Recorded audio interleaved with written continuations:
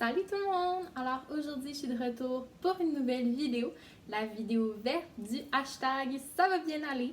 Donc aujourd'hui, on y va avec The One and Only Ivan. Donc c'est un livre écrit par Katherine Applegate qui contient exactement 319 pages et édité par les éditions Harper. En plus, on peut voir sur le livre que ce livre-là a eu la John Newbery Medal, qui est un prix littéraire assez important et assez prestigieux. Donc, on y va avec un résumé de l'histoire. Ivan, un gorille, a toujours vécu dans les centres d'achat. Donc, lui, il est habitué de voir les humains défiler et de se faire observer à travers une vitre de sa cage. Donc, lui, ce mode de vie-là, ça lui va bien, il est heureux là-dedans.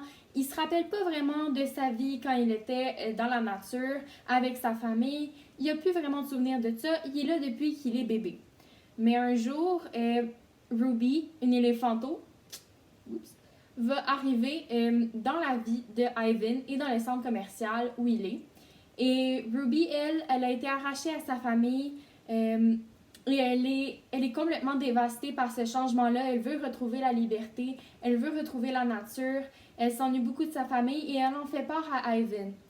Et Ivan va commencer à changer d'idée, il va commencer à apprécier les idées que Ruby lui amène et il va commencer à vouloir la liberté plus que tout. Et donc, ça va nous amener dans un beau récit vraiment touchant où est-ce que les animaux se rendent compte qu'ils sont mieux dans la nature et qu'ils veulent vraiment la retrouver. Première raison pour laquelle j'ai adoré ce livre, c'est un livre vraiment très touchant. J'ai adoré le message derrière l'histoire. Dans ce livre-là, on est dans la tête de Ivan, un gorille qui n'a jamais vraiment eu de liberté et qui tout à coup va commencer à changer d'avis, va trouver cette idée-là vraiment alléchante. Il va vraiment se mettre à y penser de plus en plus, il va la vouloir extrêmement et il va se battre pour avoir sa liberté. Et j'ai trouvé que c'était vraiment une belle représentation de plusieurs phénomènes qui arrivent dans notre société, comme par exemple les animaux, les zoos. C'est un sujet très chaud.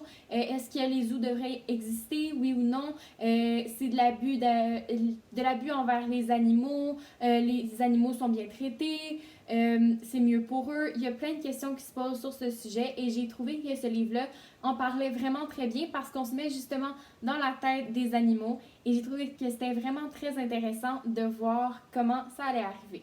Deuxième élément de pourquoi j'ai aimé ce livre. Donc, je trouve qu'on aborde, comme j'en ai parlé dans l'élément 1, des thèmes vraiment cruciaux. Donc, par exemple, dans notre société aujourd'hui, il y a encore des gens qui vivent avec moins de liberté. Ici, au Canada, nous, on a la chance d'avoir des droits qui sont respectés, qui nous permettent de vivre une vie épanouie. Mais dans d'autres pays, les gens ont un peu moins de chance. Et il y en a qui se battent vraiment pour la liberté, qui veulent l'obtenir, qui font des sacrifices pour. Ça finit pas toujours bien, mais souvent, c'est des causes qui se terminent bien, par lesquelles on va finir par avoir ce qu'on veut. Et j'ai trouvé que de transposer ça sur les animaux, c'était une belle manière de faire réfléchir les gens. C'est pas une atteinte directe aux situations politiques. C'est plus discret. On parle des animaux, en même temps de la situation dans les zoos, de l'exploitation, du braconnage. On parle de tout ça en même temps qu'on parle des situations politiques qu'on vit dans d'autres pays. Donc, j'ai vraiment trouvé que c'était un contexte judicieux qui pouvait nous aider à la réflexion. Troisième élément. L'originalité du livre m'a vraiment éblouie parce que, oui, on se trouve dans la tête d'un animal, mais l'auteur a réussi à nous faire croire qu'on est vraiment dans la tête d'un animal. On voit rien de la façon qu'un humain le verrait. Par exemple, on va avoir des fois des différentes façons de penser. C'est vraiment un autre point de vue, un point de vue animal, pas celui d'un humain qui, par exemple, lui, connaît toutes les choses de la vie. Par exemple, une télévision, on sait ce que c'est, mais un animal ne saura pas nécessairement ce que c'est. Et quand Ruby va arriver, Ivan va devoir lui expliquer c'est quoi une télévision. Et ça, c'est vraiment intéressant parce qu'on apprend un peu à voir le monde à travers les yeux des animaux. C'est comme une autre vision qui nous est donnée et j'ai trouvé ça super intéressant parce que parfois on prend les choses pour acquises ou encore pour nous c'est super simple, mais pour d'autres personnes c'est complètement nouveau et ça nous permet d'observer le monde sous un œil nouveau qui rend ça un peu plus palpitant des fois à vivre. Donc, je vais vous présenter une petite citation du livre. Je m'excuse d'avance, le livre est écrit en anglais. Désolée. I think the hardest way of being a parent, Stella added after a while, would be keeping your babies safe from harm, protecting them. The way silverbacks do in the jungle, I said. Exactly, Stella nodded. You would have been good at protecting too, I said confidently. I'm not so sure, Stella said, gazing at the iron bars surrounding her. I'm not sure at all.